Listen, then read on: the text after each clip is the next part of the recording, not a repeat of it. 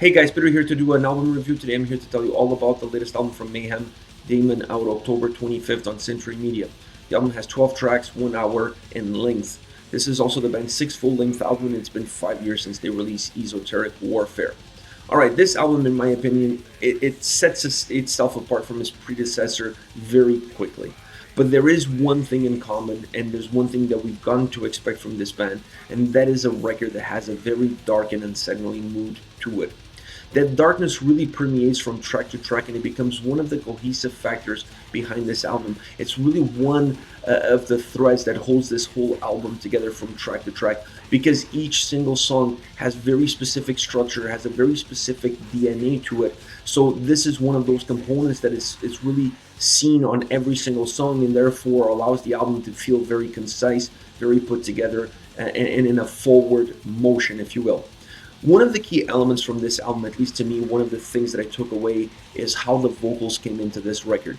This to me feels like a record that's really musically driven. It's really about the drums, the guitars, the bass, the sound, the overall strength and rawness of the sound. And then the vocals come in almost more as an atmospheric element. I had that feeling, listen to the album. The more I listened to the album, the more I got that idea that the vocals on this record don't play out the same way you would expect them on a ordinary black metal record, or any other record for that matter.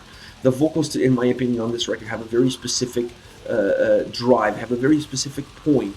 They're used on a very specific way, and the vocals come at you in very distinctive styles, different approaches, different deliveries, and all of that to me it results in an album that uses the vocals more as an atmospheric element than anything else. It really enhances the music. I really like this idea. I really like the thought of using the vocals as an atmospheric element, and the way they're integrated within the tracks, really different from track to track. Every track has a different approach to it, but the way overall they're integrated into the tracks really enhances the darkness, this real ominous feel that the songs have and the overall record has within itself. So it's an album that has a lot of power in the music, and it's putting that number one, with the vocals coming in as a second element, like I said, that just really enhances the overall atmosphere that the music is giving it to you at first glance. This is an album that always moves forward, has this ability to push one track in, and then that track pushes you into the next track. The other track pushes you into the forward track. It just has this ability to just continue to move forward, sometimes at a faster pace, sometimes at a slower pace, but always moving forward towards the abyss. You really get that vibe listening to this record. It's a record that doesn't take any side turns. It doesn't take any twists. There's no peaks. There's no valleys. It's just a real straightforward, not necessarily heavy, but it has heaviness to it.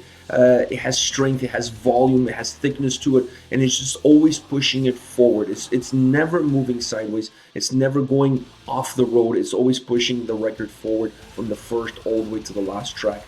It's an album that, in my opinion, will not be forgotten anytime soon. It has a lot of different elements to it. It's very different, very unique within its own self, within its structure, and how it's created, and how it sounds, how it uses the vocals, all the different styles of vocals, everything. Once you look at all of these elements that this record has to offer, definitely this will be a record that a lot of people will be talking about, and definitely a record that people will not forget anytime soon, like I mentioned before.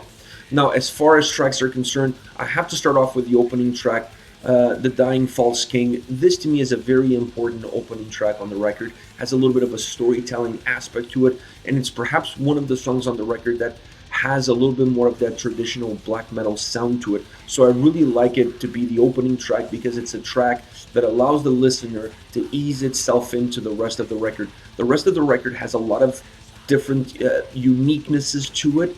So I think if they had used a different track to open up the album, it's going to be a lot harder for people to get into it. This one really eases you into the listening experience of the album, and then when you're in, then they can change things on you, because then at that point you're already, all the chips are in. All the chips are in the middle of the table. You're already all in. So at that point, it's a lot easier for them to change things on you without losing you midstream. So this song to me is the perfect opening track.